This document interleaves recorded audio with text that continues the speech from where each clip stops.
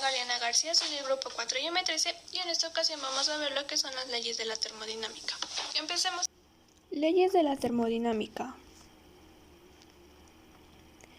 Esta es como los temas que vamos a ver en esta presentación. Introducción. Tenemos como pregunta ¿qué tipo de sistema somos? Bueno, pues esta es una pregunta de física, no una filosófica. Tú, así como yo y como todos los seres vivos, somos un sistema abierto, es decir, intercambiamos materia y energía con nuestro entorno. Por ejemplo, cuando tomamos energía química en forma de alimentos y realizamos trabajos sobre nuestro entorno al movernos, hablar, caminar y respirar. Empezando con el tema, veremos la definición de termodinámica. Puede que suene como una palabra muy compleja, pero realmente no lo es. Para entenderla mejor vamos a descomponerla. Tenemos a termo, de origen griego, que significa calor, y dinámica, que significa fuerza o movimiento. Si las juntamos, obtenemos termodinámica, que significa movimiento de calor. Esta es la rama de la física que describe los estados de equilibrio termodinámicos a nivel microscópico, porque si intentáramos estudiar cada partícula en un sistema, sería imposible. Leyes. La termodinámica, esta rama de la física, se sostiene en 4 pilares, en 4 leyes y de las cuales veremos. Ley 0. Primera ley o ley de la conservación de la energía, la segunda ley y tercera ley, o mejor dicho, postulado de Nernst. Aquí tenemos dos sistemas termodinámicos, que son estos dos globos llenos de gas. Si los unimos por este conducto con una pared móvil, esto seguramente pasará. Lo que acaba de ocurrir es equilibrio mecánico. Hemos puesto en contacto dos gases a distintas presiones, por lo que el más presurizado ha empujado la pared hasta que el otro no ha querido ceder más y lo ha empujado hacia el lado contrario, eventualmente y afloja hacia la izquierda. Las presiones se han igualado. Hay equilibrio. Pero para mover el pistón es necesario realizar un trabajo mecánico. El gas tiene que poner energía para hacerlo. ¿Y de dónde ha sacado esta energía? Bueno, en estas situaciones lo que hacen los físicos es inventarse una energía potencial de donde extraer la energía interna del gas. Y hay que fijarnos que para que todo esto suceda hay que pagar un precio. El volumen de los gases ha tenido que cambiar, pero tomamos dos sólidos a distintas temperaturas y pongámoslos en contacto. Lo que ocurre es bien conocido. El cuerpo más caliente transferirá su energía en forma de calor al más frío hasta que sus temperaturas se igualen y entonces alcanzará el equilibrio térmico. Hay dos magnitudes que tienen que igualarse para que haya equilibrio. Este equilibrio requiere de una transferencia de energía, la cual emana de la energía interna. Pero ¿cuáles serán la logo del volumen? ¿Cuál es el precio a pagar por el equilibrio térmico? Pues los físicos del momento no sabían qué era, así que le pusieron un nombre: entropía. Bien, dicho todo esto, vamos a empezar con las leyes. Ley 0. Esta surge después de la creación de las primeras 3 leyes, para no alterar el número de las leyes, y se decidió que sería la ley 0. Esta ley es la más sencilla y ni siquiera tiene una fórmula, pero es esencial para explicar las otras 3. La ley 0 de la termodinámica establece: si dos sistemas que están en equilibrio térmico con un tercer sistema, también están en equilibrio térmico entre sí. En palabras simples, si A está en equilibrio con B y A también está en equilibrio térmico con un tercer cuerpo C, podemos concluir que están en equilibrio térmico con C. Dos cuerpos están en equilibrio térmico cuando al ponerse en contacto sus variables de estado no cambian. Si no están en equilibrio térmico, experimentan un intercambio de calor o energía y alcanzarán el equilibrio térmico. Para que un sistema esté en equilibrio térmico debe de llegar al punto en que ya no hay intercambio de calor entre sus partes. Primera ley. Se puede resumir esta frase: la energía no se crea ni se destruye, solo se transforma. Pero la verdad es que la primera ley es más que esa frase famosa. Esta ley expresa que el trabajo que se efectúa sobre el sistema generará calor y viceversa. Es decir, calor es igual a trabajo. Al frotar tus manos generas trabajo. Este trabajo genera fricción y esta fricción genera calor. La expresión que define esta ley es delta Q igual a delta W más delta U, donde delta Q corresponde al calor que un sistema puede absorber o ceder. Su unidad de medida es el joule o la caloría. Este parámetro puede ser positivo cuando el sistema gana calor o bien puede ser negativo si el sistema cede o pierde calor. De igual manera, delta Q puede tener un valor de 0 cuando hablamos de un proceso adiabático, es decir, un proceso en donde no haya intercambio de calor. Otro parámetro que tenemos en la ecuación es delta W.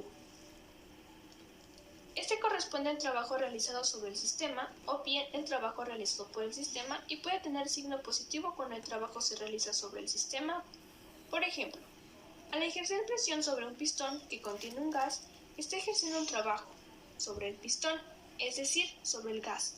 Por lo tanto, delta W tendría un signo positivo o bien delta W podría tener un signo negativo cuando el sistema sea el que está ejerciendo ese trabajo. Por ejemplo, después de ejercer ese trabajo sobre el gas, ahora el gas ejercería el mismo trabajo que ejercimos sobre él. Por lo tanto, ahora delta W tendría signo negativo. Si te das cuenta, este parámetro depende del volumen, ya que cuando el trabajo es positivo, el volumen disminuye, es decir, el gas se comprime, mientras que cuando el trabajo es negativo, entonces el volumen del gas se va a expandir. Y te puedes dar cuenta que si el volumen no cambia, entonces no se ejerció trabajo sobre el gas. Por lo tanto, delta W es igual a 0 cuando no hay trabajo sobre el sistema, es decir, cuando su volumen permanece constante. Por último, tenemos al parámetro delta U, y este corresponde a la energía interna, y es un parámetro que depende directamente de la temperatura, es decir, depende de la energía cinética de las moléculas, de la sustancia. En este caso, delta U va a tener signo positivo cuando aumente la temperatura. De igual manera, tendrá signo negativo cuando disminuye la temperatura. Así, igualmente, este parámetro puede tener un valor de 0 cuando la temperatura permanezca constante, y con esto tenemos la ecuación que relaciona a estos tres parámetros. La segunda ley surge de observar las máquinas que funcionan con calor. El postulado de esta ley es la siguiente. En un estado de equilibrio, los valores que toman los parámetros característicos de un sistema termodinámico son tales que maximizan el valor de cierta magnitud que está en función de dichos parámetros, llamada entropía. La térmica va a estar formada por una fuente de calor, que es la que va a suministrar energía a la máquina térmica. De igual manera, se debe tener un sumidero. Este sumidero debe tener una temperatura menor a la de la máquina térmica para que pueda existir una transferencia de energía. En este caso, esta ley establece que el calor jamás fluye espontáneamente de un objeto de menor temperatura a uno de mayor temperatura, por lo que el calor siempre va a fluir de la parte más caliente a la más fría. Entonces, en la máquina térmica se va a transferir el calor desde la fuente de calor hacia el sumidero, de modo que este calor, cuando pasa por la máquina térmica, parte de este calor se va a convertir en trabajo. Pero como lo acabamos de indicar, el calor que se genera en la fuente no se va a convertir totalmente a trabajo, sino que una parte de este calor se va a convertir al trabajo y otra parte del calor se va a transferir al sumidero. Con esto tenemos que Q1 es igual a W más Q2, donde 1 es el calor generado en la fuente, Q2 es el calor que se recibe en el sumidero y W corresponde a esta pequeña parte de Q1 que se convierte en trabajo. Por lo tanto, si queremos saber cuánto trabajo ha realizado esta máquina térmica, hacemos un despeje.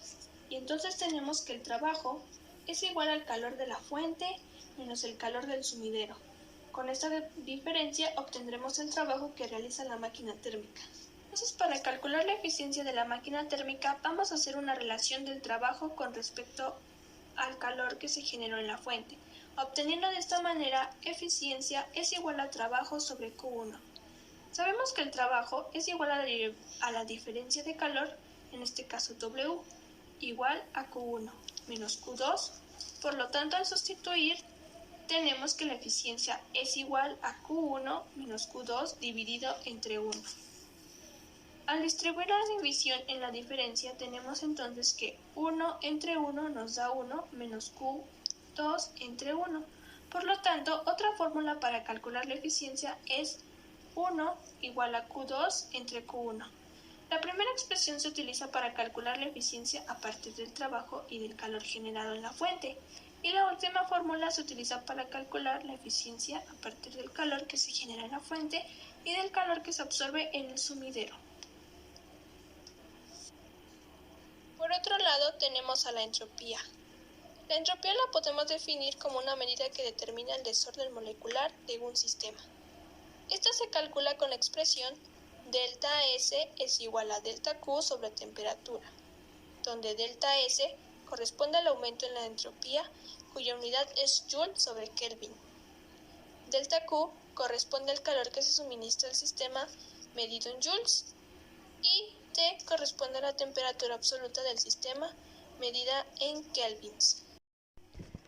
Tercera ley. Se define como al llegar al cero absoluto 0K, cualquier proceso de un sistema físico se detiene. Al llegar al cero absoluto, la entropía alcanza un valor mínimo y constante. Y como dice el principio de Nernst, como lo enunció Planck, dice: a la temperatura del cero absoluto, la entropía del sistema es nula.